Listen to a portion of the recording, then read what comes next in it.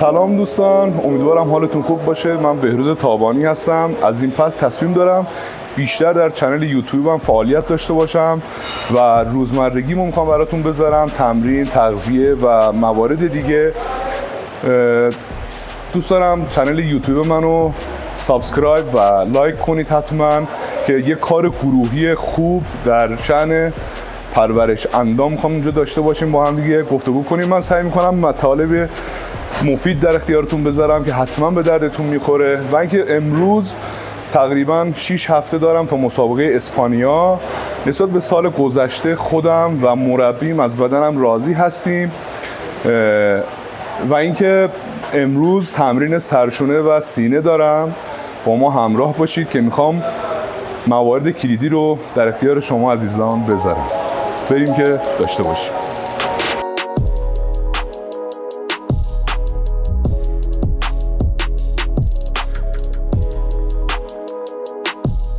خب دوستان، حرکت سرشونه رو من با فلای بک و نشر از جانب دستگاه سیمکش شروع میکنم. 3 ست 30 تایی دوست دارم بزنم برای پمپ خون به عضله تا آماده تمرین اصلی بشه. بریم که بزنیم.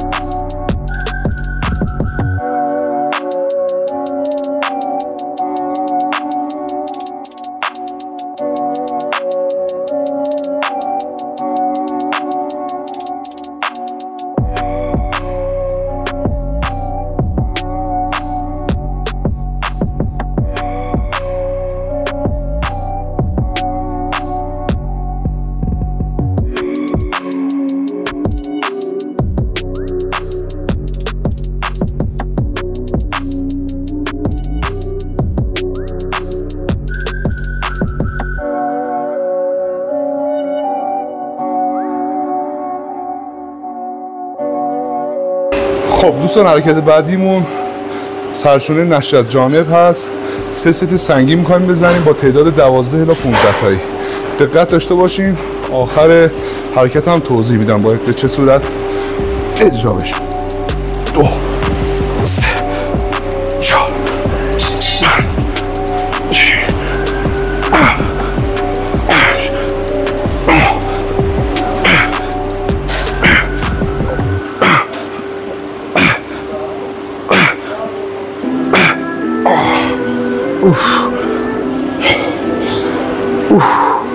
خب دوستان، توجه داشته باشین تو این حرکت اولا دامنه دستتون حتما باید رو به پایین باشه و چیزی که خیلی مهمه، شما باید تصور کنید سرشونهتون وصلی به دمبل هست. به جای اینکه دمبل رو بیاریم بالا، شما باید تجسم کنید که یه چیزی آویزون از سرشونهتونه که با سرشونهتون میخواین اونو در واقع بکشیم بالا و این خیلی مهمه. شما از لحاظ ذهنی باید حتما تصور کنید یه چیزی آویزون از سرشونه هست و شما میخوایم با سرشونه اینو بکشیم بالا و این خیلی مهمه تا اینکه خود وزنه رو با دستتون بیاریم بالا.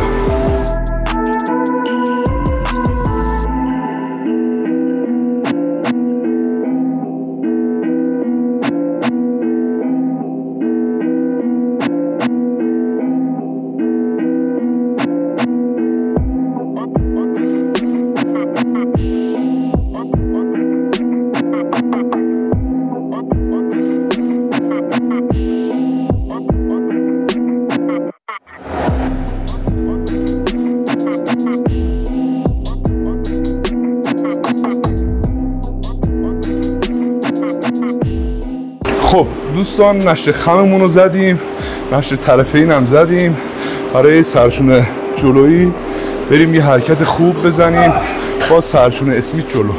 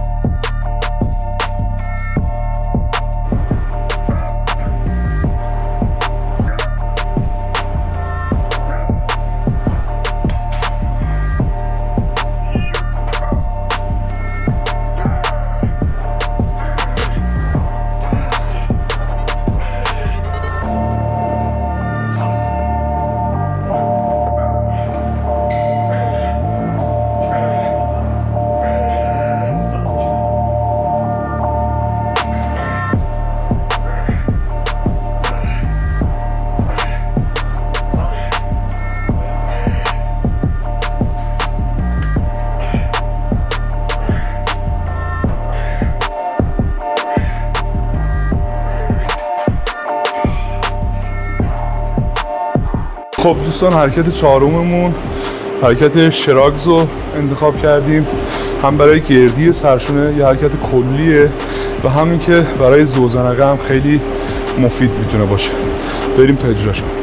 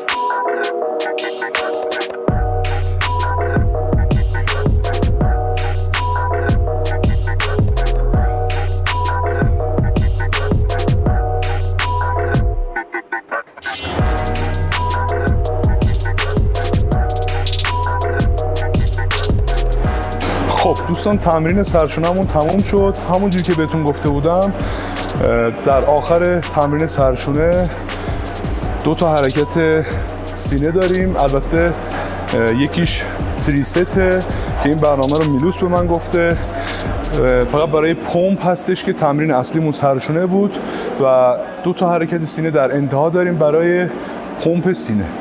بریم که اجرا کنیم.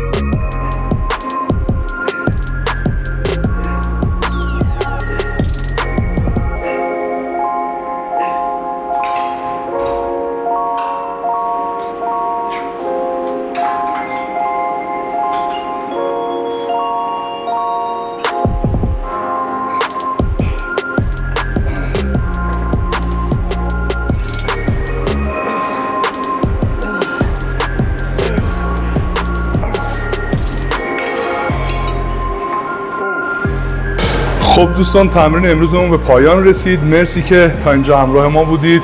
خوشحال میشم نظرتون رو زیر این ویدیو برامون کامنت کنید و تا ویدیوهای بعدی خدا نگهدارتون.